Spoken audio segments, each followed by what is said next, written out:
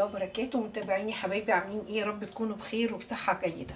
النهارده ان شاء الله جاي لكم فيديو جديد. فيديو النهارده مختلف تماما، مش هنطبخ فيه ولا هنعمل اي اكل، بس هنعمل فيه حاجه مهمه جدا في الوقت الحالي اللي احنا فيه وفي الظروف الصعبه اللي كل اسره بتواجهها، وبالذات ربة البيت. النهارده ان شاء الله هنعمل معاكم. انا فوجئت ان في دوني بيتجاب مجموعه ويتعمل وبيدي كميه جميله، وبصراحه ريحه وشكل وكل حاجه ما يختلفش، بل ان هو احسن من اللي احنا بنشتريها الازازه اللي كلنا عارفينها. فالنهارده معايا، فانا جبت المجموعه دي كانت رخيصه في الاول، لكن دلوقتي طبعا مع غلو كل حاجه غلت، وكل حاجه ربنا يا رب ايه يعدها لنا على خير ويرحمنا برحمته. والله عايشين ببركه ربنا ان شاء الله. قبل ما هنبدا الفيديو مع بعضينا، حابه اقول لكم اللي اول مره يشوف قناتي شرفني وجوده عندي واشتراكه معايا. ولو عجبكم الفيديو عايزه لايك وشير، واللي اول مره والسبسكرايب، وتشيروا الفيديو دوت ما بين اصحابكم وجيرانكم وقرايبكم علشان خاطر كله يستفيد وكل ست بيت تبقى عارفه ايه، لان في ناس كتيره صدقوني ما يعرفوش ان الحاجه دي بتتباع بنفس الثمن.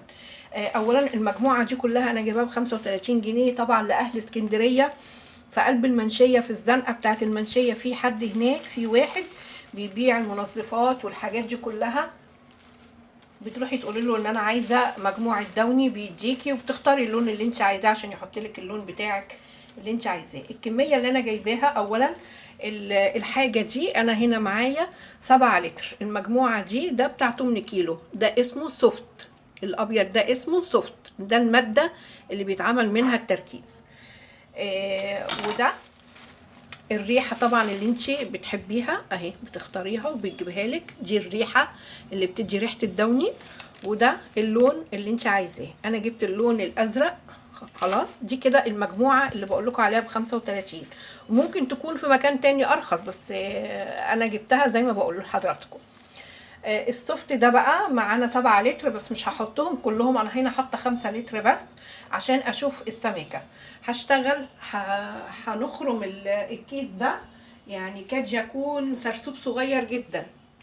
بصوا اهو، ايد بقى كده هنزل، بصوا زي ما انتم شايفين، وهفضل اقلب جامد قوي. بصوا اهو، طول ما انا بنزل كده هفضل اقلب جامد قوي عشان يدوب معايا اهو. هتقولوا لي طب يا سهير يعني هم دول حبه؟ لا، ده لسه بيتخن جامد جدا. يعني انا بعد ما بدوبه وبضيف كل المكونات كده اهو بركنه ساعتين 3، كل ما بتركنيه كل ما بيتخن وبيزداد سماكه معاكي اهو. بس طبعا ايد اهو، السرسوب دوت ينزل كده، ايد كده وايد اهو، تدوب كده على طول الكميه كلها اهو.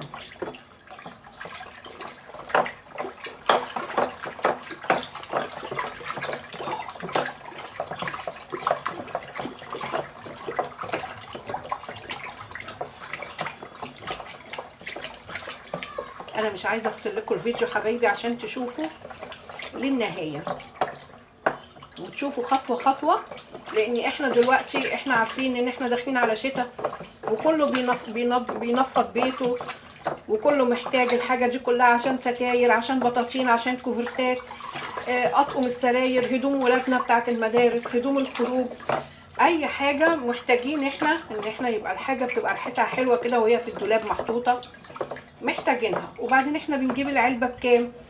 بنجيبوها غاليه جدا طبعا، وغلت طبعا عن الاول زي ما كل حاجه بتغلى، فطبعا دي لا موفره. فانا حبيت ان انا اعملهم على 5 لتر. ليه؟ لاني لما اشوف السماكه بتاعته ايه، ولو تخين هشيله كده، اللي ما عندوش مكان ممكن يقلل ويعمل على 2 لتر ميه ويشيله في اي حاجه كده كبيره ويسيبه مركز وياخد منه ويخفف على قد ما هو عايز لغسالته او لاي حاجه، ويستعمل. لو هو ما عندوش مكان يخزن فيه جراكن او ازايز او اي حاجه، ممكن تخليه في جيركن صغير او ازازه صغيره، ويبقى دوت المركز بتاعك وتاخدي منه وتشتغلي اهو. بصوا السرسوب لسه اهو، طبعا انا مش بخلي فيه اي حاجه، بنزل كل اللي في قلب الكيس لان دي تعتبر الماده المركزه بتاعتي. طبعا انا بس مستنيه وهقفل الكاميرا وهشتغل فيه عشان اضرب فيه جامد شويه كده لحد لما كله كده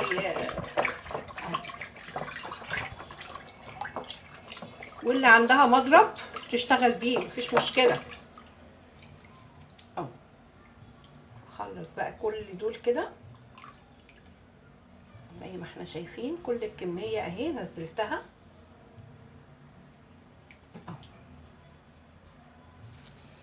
هقلب بقى كده جامد وهرجع لكم اوريكم التخانه والسماكه بتاعته قد ايه.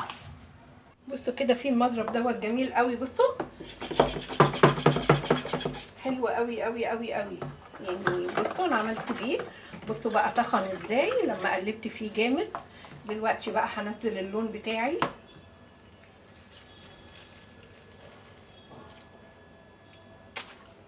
هنزل اللون وهقلب برضو.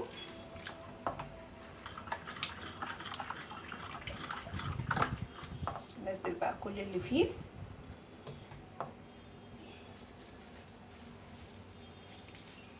هو عامل زي الزيت كده اللي هو الريحه بتاعته اهي. احط بقى شويه ميه صغيرين كده في الكيس عشان خاطر انزل كل الريحه اللي موجوده فيه.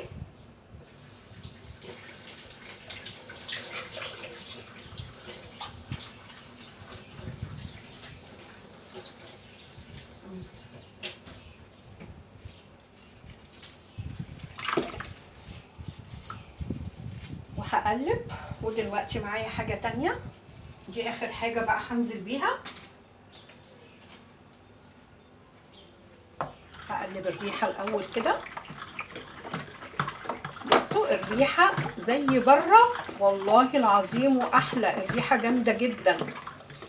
بصوا سبحان الله، واحنا زي الهبل بنروحوا نشتروا كل حاجه بالغلا والكوى ونقول عشان خاطر متعلبه وفي قلب علب وفي قلب ازايز وحاجات. ده معايا انا اخترت اللون اللي هو الازرق لاني ساعات بجيبه. هحط بقى كده اللون وهفضل اقلب.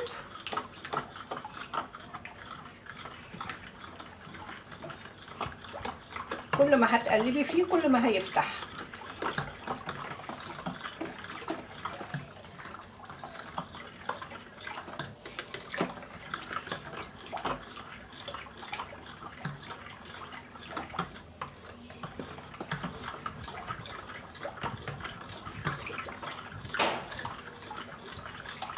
بصوا هقلب بقى فيه كده. وزي ما انا قلت لكم انا مش حاطه ال7 لتر كلهم، انا حطيت 5 لتر بس علشان خاطر اشوف التركيز، لاني انا اول مره اعمله وقلت اوريه لكم، لان انتوا عارفين ان احنا كلنا اللي بيلاقي حاجه مصلحه او فيها وفر كلنا بنوري بعضينا الحاجه كلها.